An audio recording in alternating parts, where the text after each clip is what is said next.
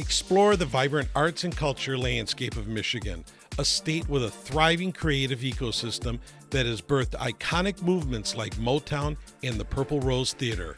Home to legendary musicians, writers, and artists, Michigan boasts a rich tapestry of cultural heritage known worldwide.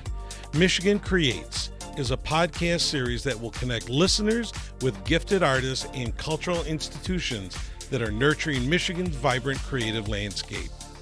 Welcome to Michigan Creates, the podcast that brings you the stories and inspirations of Michigan's most creative and artistic minds.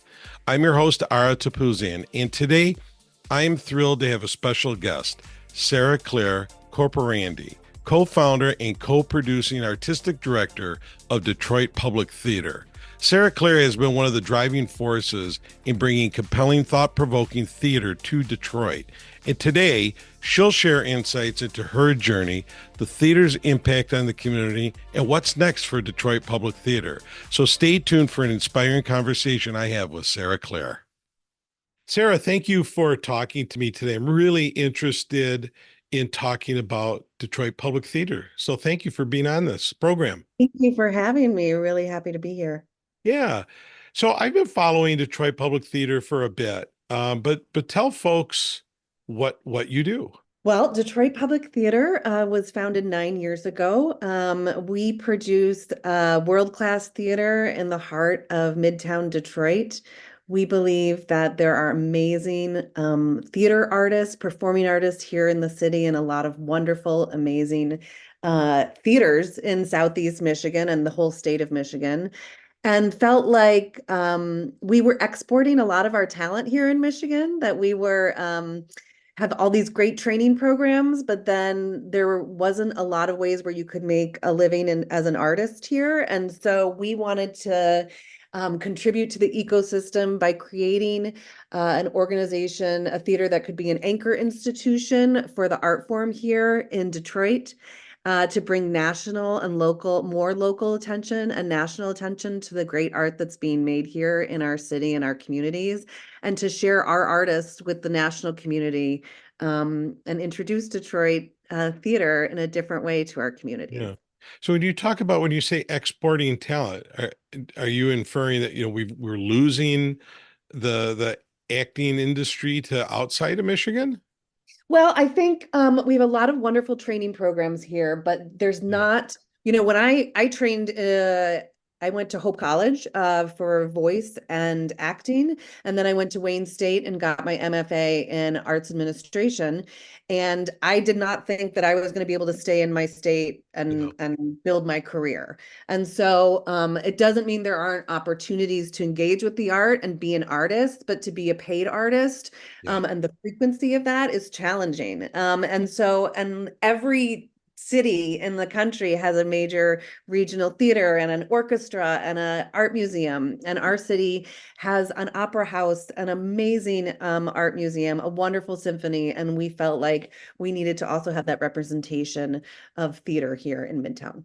Okay. So let's take one step back and talk about the founders. So you're one of the co-founders. Talk about your fellow co-founders.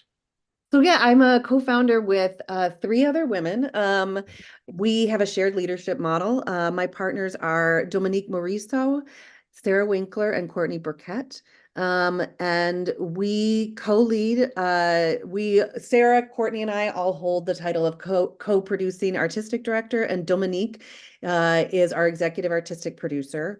And so we collectively run the organization strategically and artistically, and then we split up a lot of management and oversight duties, and based on our strengths and what the organization needs. And so that's the group of women that are running this company. Great co-leadership model. I think that's wonderful. So as you're approaching your 10 years, did you think you'd make it 10 years? I mean, it's not an easy, as you said, it's not an easy industry. Arts and culture in anywhere is tough, but you're now approaching a 10-year anniversary. So talk to me a little bit about, building the space, where you were at, and how that's kind of evolved over the years. Thank you for that question. It's a huge question. I know it's a lot of Yeah. parts to it. I mean, yes, I did. I think as a founder, yes, I did think we would exist in 10 years. I don't think I Yeah. knew at the beginning what we would look like in 10 years, but we always knew we had a really clear vision of what we wanted to make and the kind of accessibility we wanted to give. We wanted to make sure that everyone in the city knew that theater was for them, that there weren't barriers, socioeconomic barriers, time barriers, transportation, all of those things. We wanted to try and make something that as many people as possible knew was theirs. Right. And so we knew we were going there. We just didn't know the timeline of when it would happen, right? And so the first 4 or 5 years for us, we were in residence at the Detroit Symphony Orchestra. We had an amazing partnership with that organization, and they supported us as we grew and built an audience and shared our work and grew our budget and our staff and offered more jobs and our opportunities for artists. And then just about at the 5 year mark, maybe the 4 year mark, we were realizing that we were growing a little faster than we had anticipated, and that we maybe were outgrowing the space of the DSO. Okay. We also shared our space with their education programs, which were growing at the same time, which was wonderful. But you're sharing space and you're moving a set in and out of the space. And so at some point we started to say, well, what would be next if we Hmm. needed to move, and what would we do? And so we looked for about a year, and we looked at about 26 different spaces in the city. Wow. And we were wrapping up our search and had narrowed it down to two. And then we're about to sign something for redeveloping a space in Midtown right before the pandemic. Uh, And we were in this moment of like revving up for this growth and this big project, and the pandemic hit, and we, sat with our board and our community and our staff and said, is this still the right time to move forward? And we felt like we were in a position with a lot of momentum to do that in a mhm. responsible way based on everything that was going on in the world. And so we did a kind of a quiet phase of fundraising during that time and slowly started developing out our new home, which is the Third Avenue Garage at Third and Selden, which we opened last fall for our 8th season and produced a full season in that space. And we're just 2 blocks away from the DSO where we started. So Yeah. still in the neighborhood. So describe the building a little bit for those that haven't been in. So it's 100-year-old garage Yeah. that used to actually be a Bay's English muffin factory, and then it went back to a garage. And it's a 7,500 square foot building that we built out into a black box theater. Okay.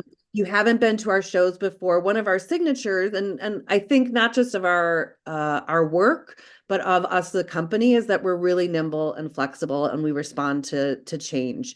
Yeah. And you'll see that in the work, whereas every time you come into the space, it's reconfigured. And you're like, oh my gosh, I didn't realize the space could look like this. And that was kind of a bit of a necessity at the DSO. And it's turned into like part of who we are. And so in that tradition, we built out a black box that's completely flexible. You can have absolutely no seats, no risers in there. You can have a thrust stage. You can have theater in the round. You can drive a car into that space. You can host a wedding in that space. You can have a dance party in that space, right? It's a space for the community as well as for the work of Detroit Public Theater. We also have a huge lobby. It's really open with these big, beautiful windows and a gorgeous bar, because for us, theater is about community. And Yeah. so when you walk in, we want you to feel like you're at home, that you can sit on the couch, have a chat, grab a drink, come into the space, sit, talk, be with your friends. And so we're trying to create that environment. And so you'll feel that when you walk into the lobby as well. The space is, like I said, it's not just for our productions. So we also have rentals. Mm. It's available for different kinds of rentals. We have a wedding coming up. We've had birthday parties. We've had other performances. And then we also have a residency program, which was a really important part of our mission, that we make the space available and accessible financially to other arts organizations. Just like we were a young arts organization trying to find a space in the city, a Okay. city that full of very large theaters with a lot of seats, but a smaller theater that's equipped with the kind of technology that helps the work was hard to find. And so we want to make sure that we're making that space available. So we have a residency program where we offer sometimes fully subsidized and sometimes partially subsidized space to all different kinds of arts groups. Wow, that's fantastic. So this black box, for example, I mean, what's an average capacity?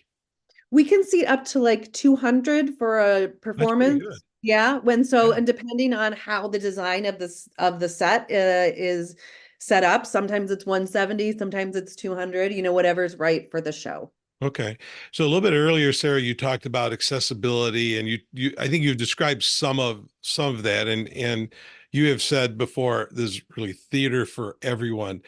Uh, Give me a little bit more details on some of the other ways that you're making Detroit Public Theater accessible to the community.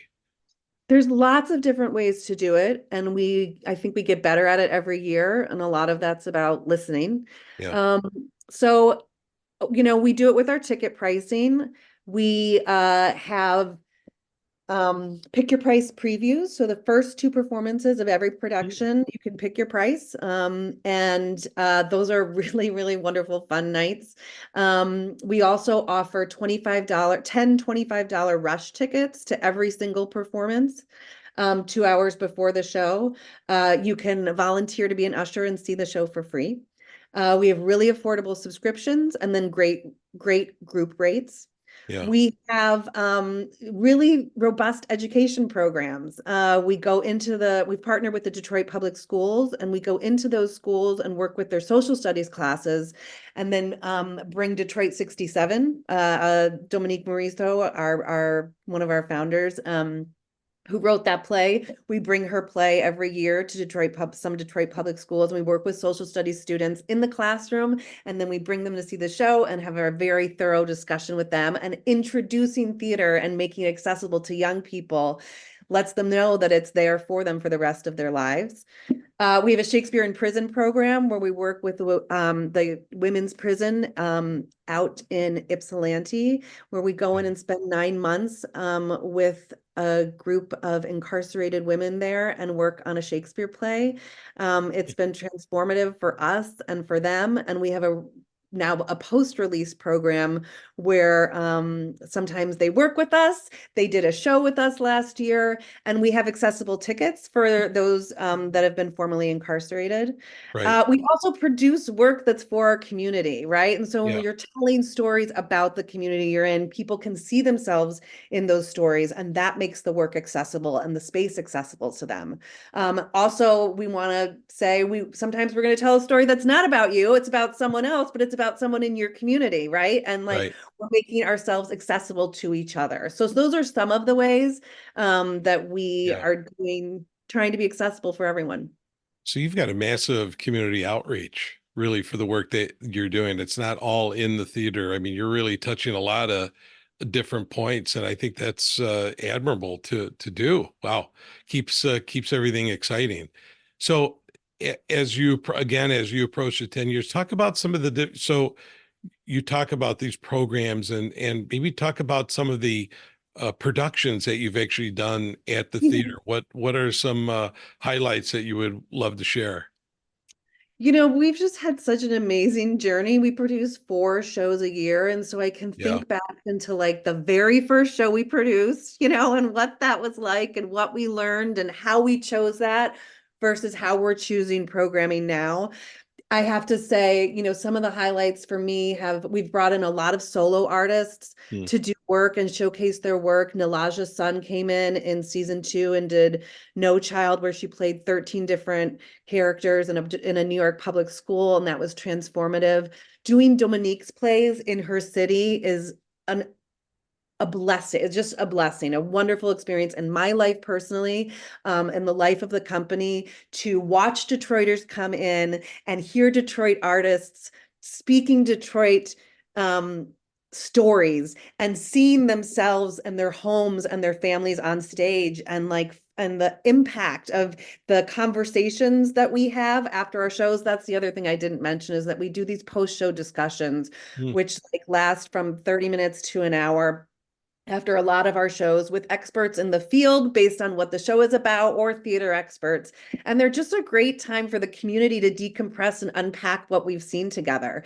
And so like when we do that with a Dominique show, it's really special because, you know, you have someone there that says, I lived on the street where the rebellion started, you know, and to hear that personal story. I was a cop during that time. You know, my family fled. You know, my family moved to the suburbs during that time. I didn't know, you know, so like those are the things happening in the room that are really amazing.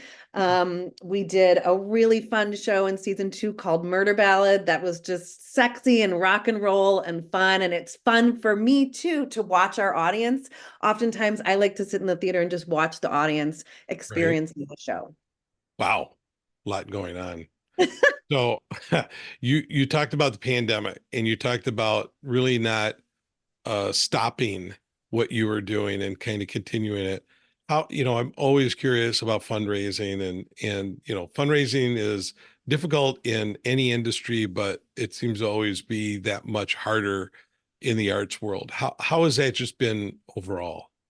Especially now after a pandemic is now it's not a pandemic, I guess. Yeah, I don't know. We're still Yeah. figuring that out, right? Yeah. Um, it's hard. Fundraising is hard. Audience development is hard. It was hard before the pandemic. It was certainly during the Yeah. pandemic, and it's a new world after, you know? And so again, being nimble is super important. We created a strategic plan when we started. We knew that we were creating an organization that needed to pay as much living wages as we possibly could. We were creating an organization that was going to create jobs. And Yeah. so we had to have a real budget. It wasn't like a hobby. It wasn't something we were doing on the side. Right. And so in order to do that, we knew in the beginning, without any work to show anyone, we have to get money in some way. And so our strategy was really to start high on individual giving fundraisers. And we had some really amazing supporters that came in and committed to us for the first 2 years. As we built the reputation with foundations, as we built the reputation with the community, that this is work that's worth seeing and you're welcome and invited to come here, right? And so, and then I'll go back to like the community partnerships. We partnered with the DSO. We partnered with the Charles Wright. We partnered with Detroit Historical Society. We partnered with MoCAD. We partnered with Detroit Public Schools. You know, like we are all here trying to make, give back to the city, and Right. we don't do it in silos.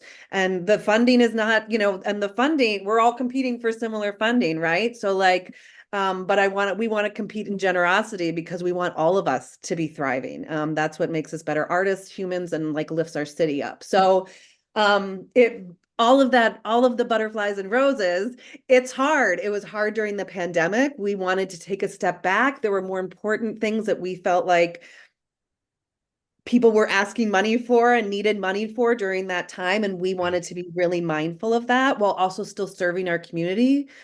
And so, we've been thoughtful about that. But we're also, I have to say, just personally working with these women, we just like are get it done women. So like we know what we have to do. We know what we said we were going to do, and we're going to figure out a way to do it. And so every time, being a producer is problem solving all day. And Right. sometimes the problem is we don't have enough money. And sometimes it's a snowstorm and we've got a show, and so it's every day just being ready to tackle that, because we're serving a community, we're creating jobs, we're connecting people, and we're helping build up the city Yeah, I think and that's reaching terrific. young people. Yeah, I mean, you seem to be check marking everything that needs to be done. What's next for Detroit Public Theater? Do I dare ask? Oh, I love that. I got to write that down. What's next for Detroit Public Theater? Do I dare ask? We're just going to keep dreaming. We're going to keep visioning. We're going to keep listening to our community and welcoming them in. And we're entering a new strategic planning phase. And so that part's always daunting but fun because you get to kind of check back in and like dream and listen, and then you kind of put the puzzle together of how you make it happen. And it's good to do that with the artists in our community, the staff in our community, our audience, our board, right? And so it's a time of great reflection as we're going into season 10. What does our city need from this organization in the next 10 years? And how can we be of service? And how can we continue to create more jobs? Like, one thing that I really do want to say, I've mentioned creating jobs, but it's super important to me as an artist, and also to my partners. Courtney, one of our partners, used to run the acting programs at Mosaic Youth Theater. And we have hired many Mosaic alums to be on our stage, to work in our box office, to work our light boards, our sound boards. Like, it's been really amazing to give jobs to artists in our city at a young age, knowing that for me, that wasn't something that was really as available. And so that feels good and right. And we want to keep doing more of that. I think that's fantastic. So if folks want more information, they can go online to DetroitPublicTheater.org. There's a wealth of information there, and the programs and everything else. Sarah, you all should be very proud of the work that you're doing, and hopefully in a small way we've helped to highlight what's going on. I know I want to make sure to come out and see a production and check everything out very soon. So thanks for talking to me today.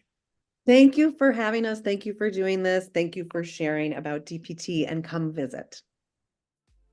Thanks for tuning in to another episode of Michigan Creates. We hope you've had fun diving into the creativity of our state. From Motown melodies to artisanal wonders, Michigan never fails to dazzle. But hey, the creativity doesn't stop here. Connect with us online, subscribe to our channel so you don't miss new episodes. Help us spread the word and also share your own artistic stories. So until next time, I'm Ara Tapuzian, and I want you to keep those musical instruments in tune, keep those paintbrushes moving, and keep those cameras rolling. Remember, in Michigan, the only limit is your imagination. Stay creative.